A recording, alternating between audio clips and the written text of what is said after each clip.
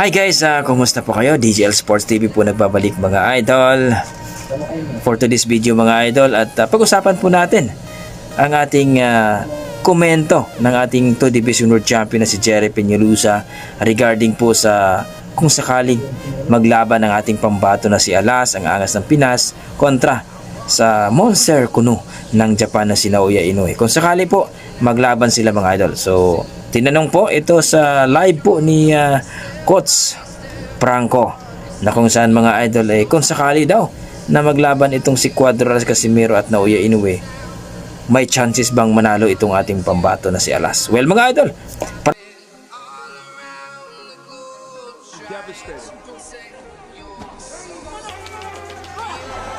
Vamos a la cabeza, dejando Paula salta, atención el árbitro, atención, atención.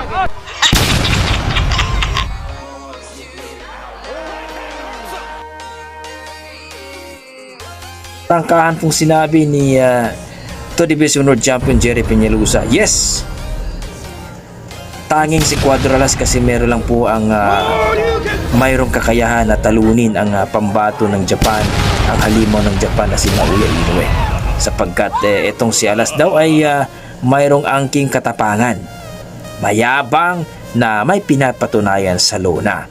Ika nga mga idol, maangas talaga, kaya itong makipag-engage, kung baga makipagbardagulan na may depensa, at alam natin mga idol, ika nga ito po yung kinakatakutan ni Naoya Inoue, na hindi po natatakot si Cuadras Casimero makipag-engage.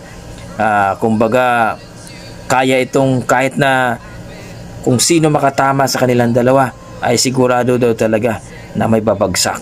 Kung makatama daw si Cuadras Casimero dahil malakas daw ito, sigurado talagang may tulog itong si Naoya Inoue.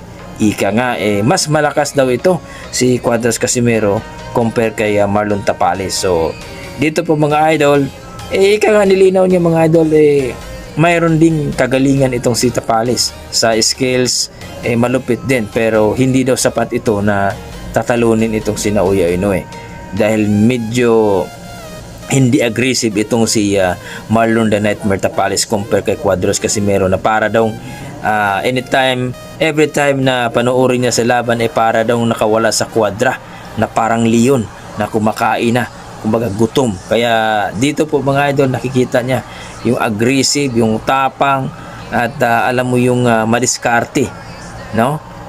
Kumbaga unpredictable movement din si Cuadras Casimero, kumbaga hindi mo mabasa ang kanyang galawan. Kaya kinaklaro po ni 2 Division World Champion Jerry Peñalosa na talagang si Cuadras daw Casimero ang talagang may kakayahan na talunin itong si Naoya Inoue.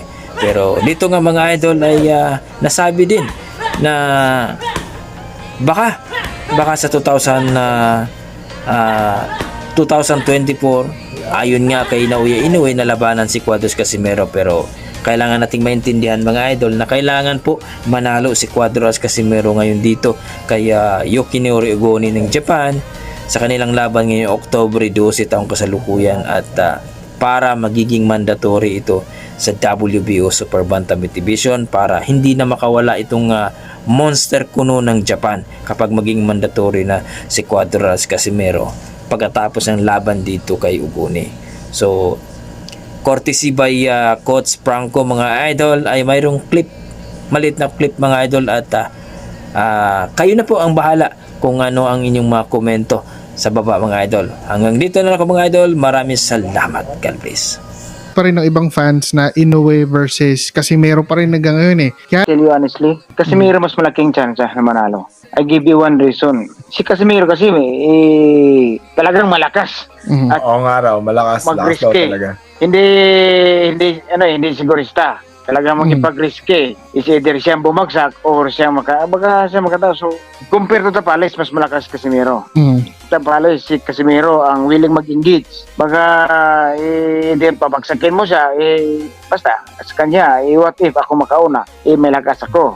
If you saying na lakas at hindi sigurista, Casimero yun. Mayabang So, may papatunayan eh. Tagal niyang gusto. At Mhm. personally, I think si Noe takot kay Casimiro. Among na Pilipino si Casimiro tinatakutan niya.